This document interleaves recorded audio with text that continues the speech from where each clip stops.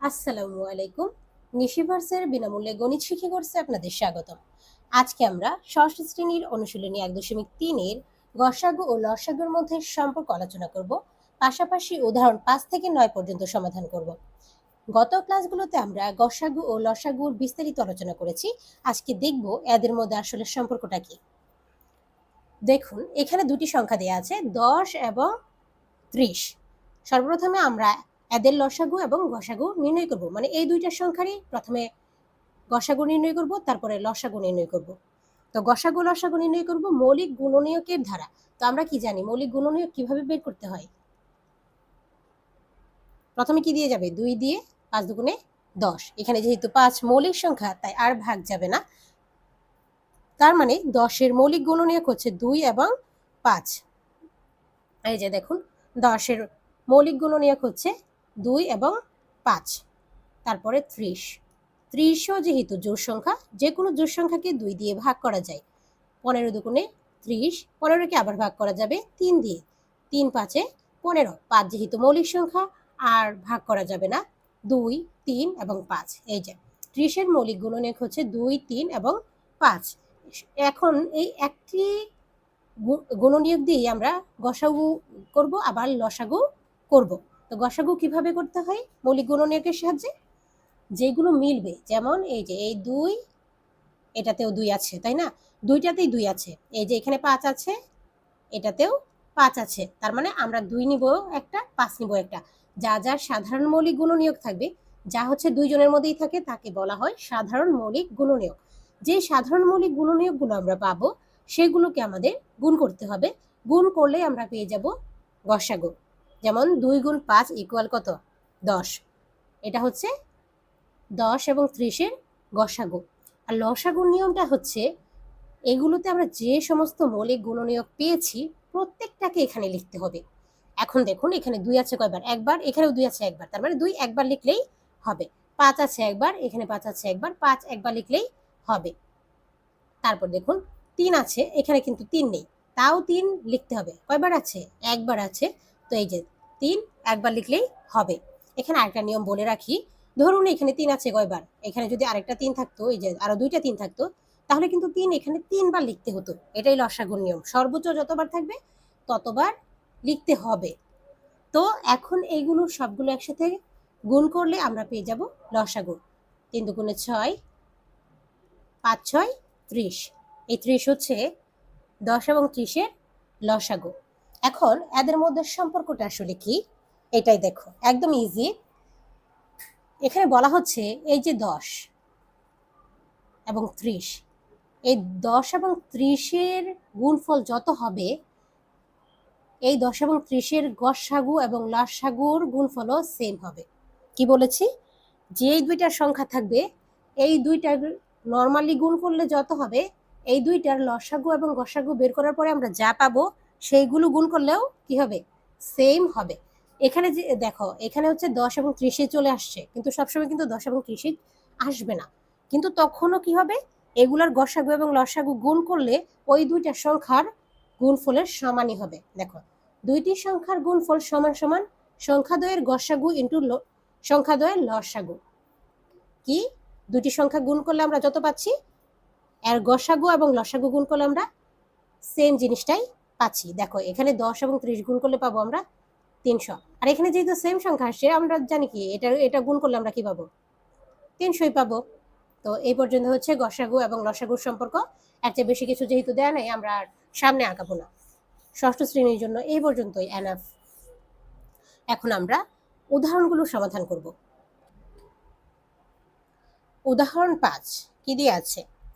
মৌলিক গুণনীয়কের সাহায্যে ৩০, ৩৬, ৪০ এর লসাগু নির্ণয় করো। তো এটা তো একদম ইজি, আমরা আগেও করেছি। আমরা ৩০, ৩৬ এবং ৪০ এর মৌলিক গুণনীয়ক প্রথমে বের করব, তারপরে যা যা আছে সব একসাথে লিখে গুণ করে দিব। দেখো মৌলিক গুণনীয়ক কিভাবে বের করতে হয় বলেছিলাম? ক্রমান্বয়ে ভাগ প্রক্রিয়ায়। প্রথমে ২ দিয়ে ভাগ যাবে, আসবে কত? ১৫।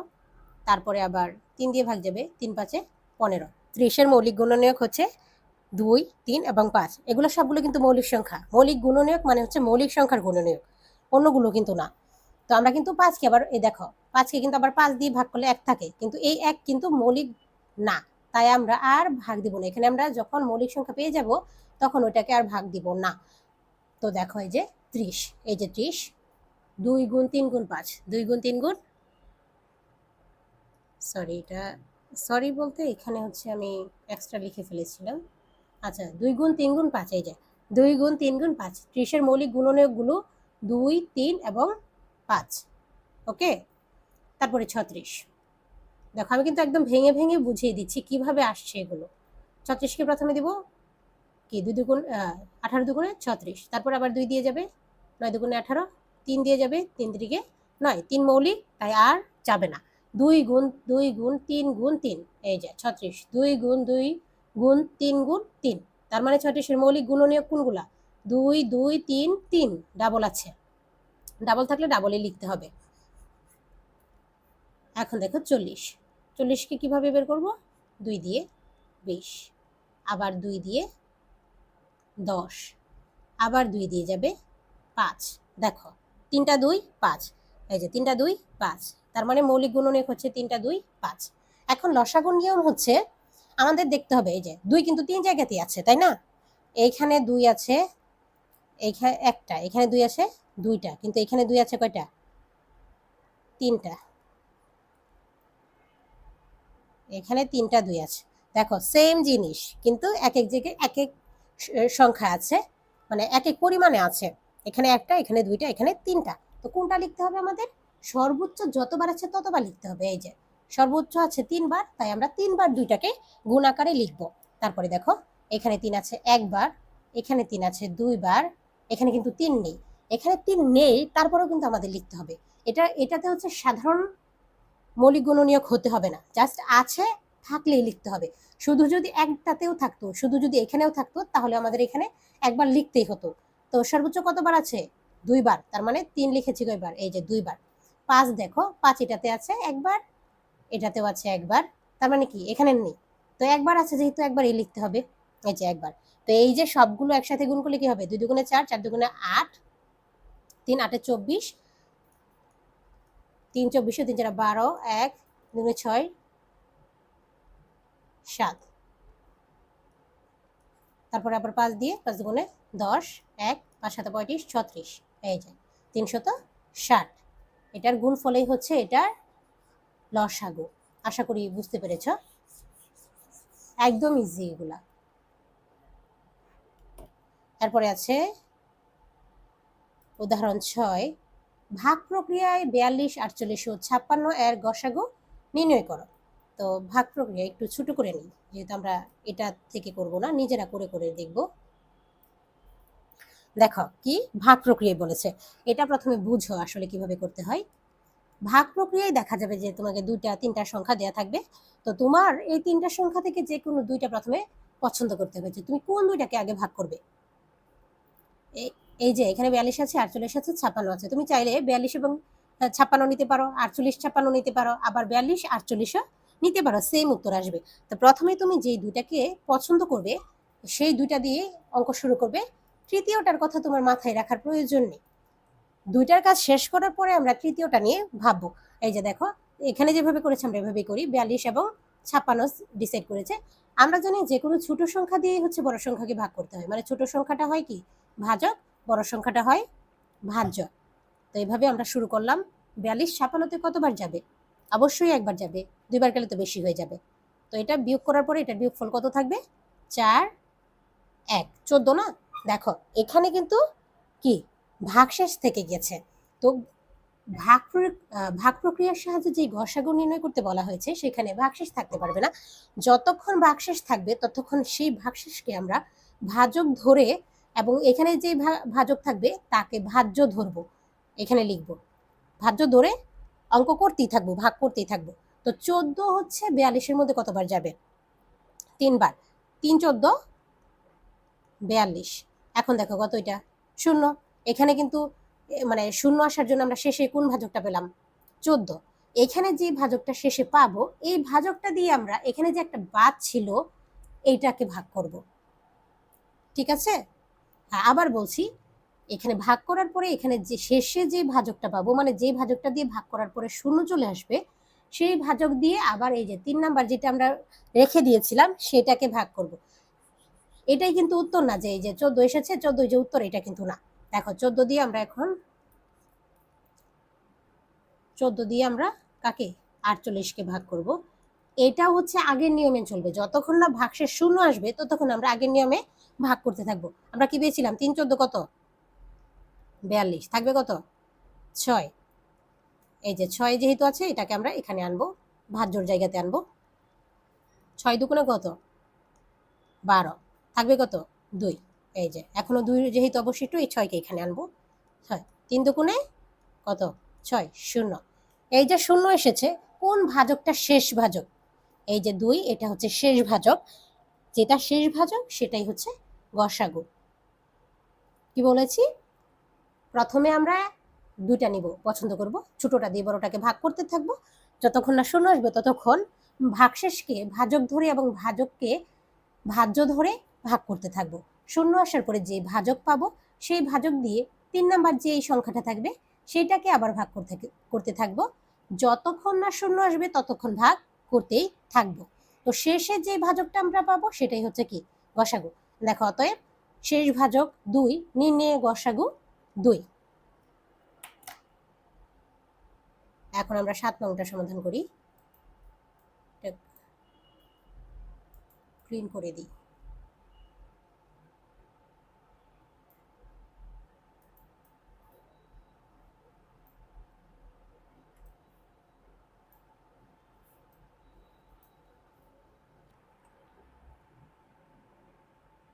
কোনো বৃহত্তম সংখ্যা দ্বারা 365 ও 463কে ভাগ করলে ভাগশেষ যথাক্রমে 5 ও 7 থাকে।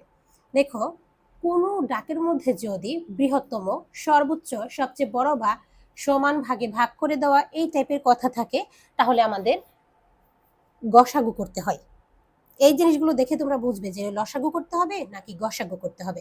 তো এখানে দেখো কি লেখা আছে, বৃহত্তম সংখ্যা লেখা আছে, তার মানে এটাকে গসাগু করতে হবে। আর দেখো যেহেতু লেখা আছে 365 ও 463কে ভাগ করলে 5 এবং 7 অবশিষ্ট থাকবে বা ভাগশেষ থাকবে, তাই এরকম ভাগশেষ থাকবে কথাটা থাকলেই আমাদের বিয়োগ করে দিতে হবে। কারণ কি, দেখো 365কে যদি আমরা কোনো কিছু দিয়ে ভাগ করার পরে 5 থাকে অবশিষ্ট, তার মানে কি এটা থেকে যদি আমরা 5 বাদ দিই 360 থাকবে, তাই না?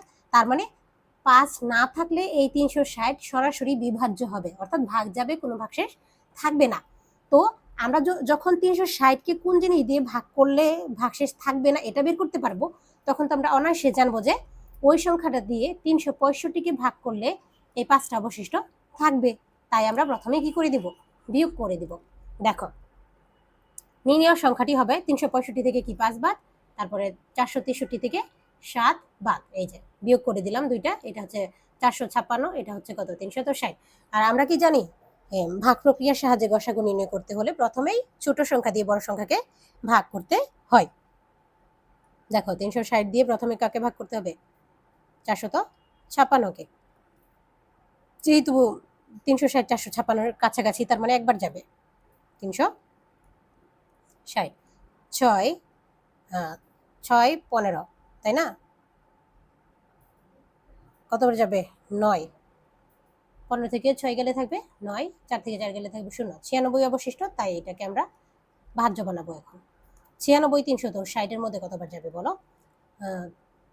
3 বার গিয়েছে, 288 বার। তোমরা হচ্ছে 2 বার দিয়ে প্রথমে দেখবে, দেখো প্রথমে 2 বার দিয়ে দেখবে যে যাচ্ছে কিনা। 6 দুগুণে 12, হাতের আছে 1, 9 দুগুণে 18, 19, অনেকটা দূরে। তাই আমরা এখন আবার 3 দিয়ে দেখবো। দেখো, কারণ 96 নামটা তো মনে রাখা সম্ভব না, তাই না? তো 3 6 কত 18, হাতের আছে 1, 3 9 27 আর 1 28। এই যে 28, 360-এর কাছাকাছি চলে এসেছে। তাই 4 বার দিলে অবশ্যই বেশি চলে যাবে। তাই দেখলাম তোমরা 4 দিয়েও হচ্ছে যাচাই করে দেখবে যে 4 দিয়ে যাচ্ছে কিনা। তো 3 দিয়ে গেলে কত আসছে 288। এখন দেখো যেহেতু উপরের সংখ্যা হচ্ছে ছোট, তাই এটাকে মনে মনে সামনে 1 ধরে 10 ধরতে হবে। 10 থেকে 8 গেলে থাকবে 2, এইখানের একটা এখানে এসে যোগ হবে, এটা হয়ে যাবে 9। তাহলে 16 থেকে 9 গেলে থাকবে কত 7। যেহেতু এখানে 16 ধরা হয়েছে, এক আছে, একটা চলে আসবে এই দুইয়ে, দুই হয়ে যাবে তিন, তিন থেকে তিন গেলে কিছু থাকবে না। তো এই এখনো ভাগশেষ যেহেতু আছে আবার ভাগ করেই যেতে হবে।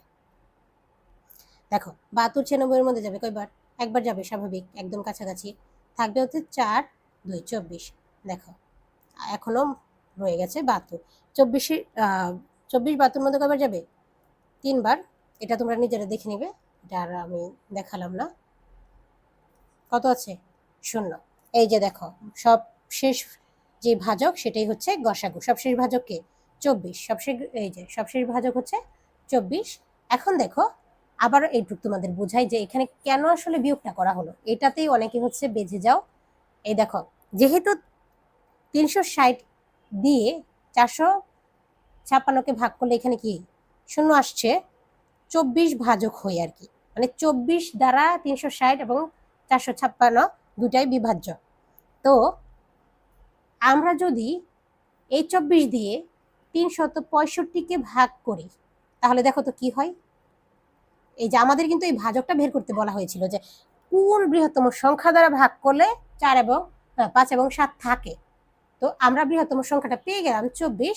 এখন আমরা জাস্ট তোমাকে দেখিয়ে দিচ্ছি যে আসলে বিয়োগ করার মানে কি ছিল। যে 24 যে পেলাম, 24 দিয়ে এটাকে ভাগ করলে কি আসলে 5 থাকছে কিনা বা 7 থাকছে কিনা।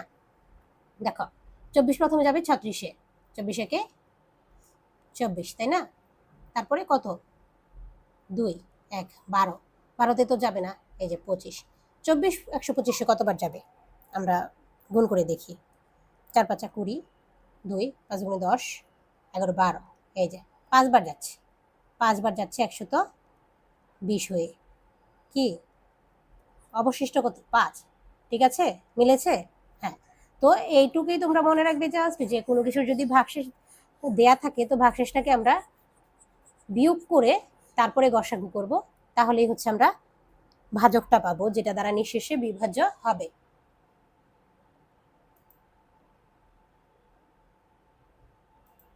এখন আমরা 8 নং এর সমাধান করব।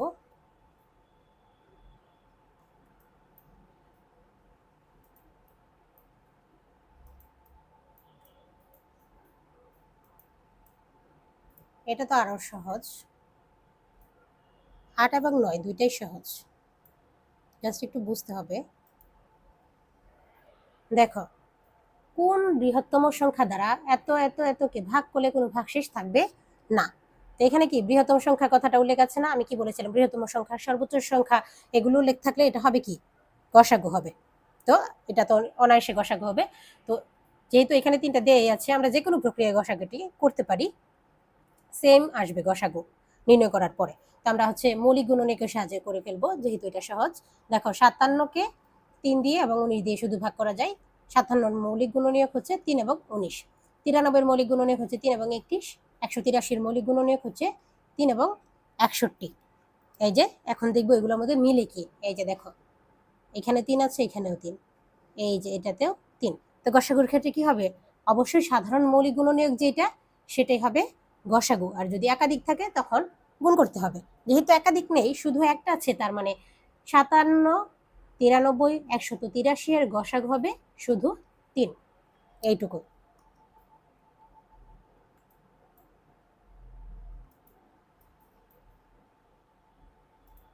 দেখো 9 কি দেয়া আছে, কোনো ক্ষুদ্রতম সংখ্যার সাথে 5 যোগ করলে যোগফল 16 24 ও 32 দিয়ে নিঃশেষে বিভাজ্য হবে। সরি, কোনো না, এটা কোন কোন ক্ষুদ্রতম সংখ্যার সাথে 5 যোগ করলে যোগফল 16 24 ও 32 দিয়ে নিঃশেষে বিভাজ্য হবে।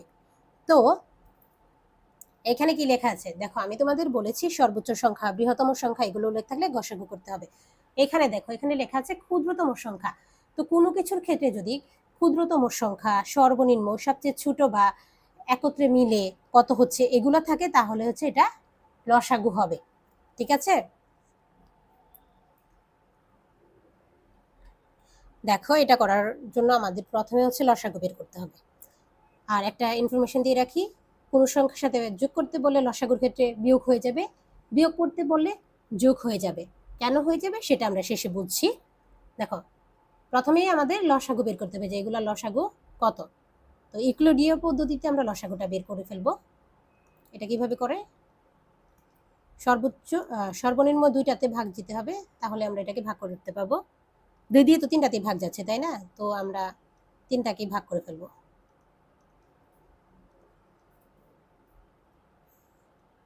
আবার 2 দিয়ে যাচ্ছে, 4, 6, 8, আবার 2 দিয়ে যাবে, 2, 3, 4, এখনো 2টাতে যাচ্ছে, 2 এর মধ্যে আর 4 এর মধ্যে 2 যাবে না, 2 কে 2, যেটাতে যাবে না সেটা এইভাবেই থাকবে, 2 দুগুণে 4, শেষ। এখানে যেহেতু এই যে মৌলিক সংখ্যা চলে এসেছে, আর এক তো মৌলিক না, এক বাদ দিয়ে দিব আমরা।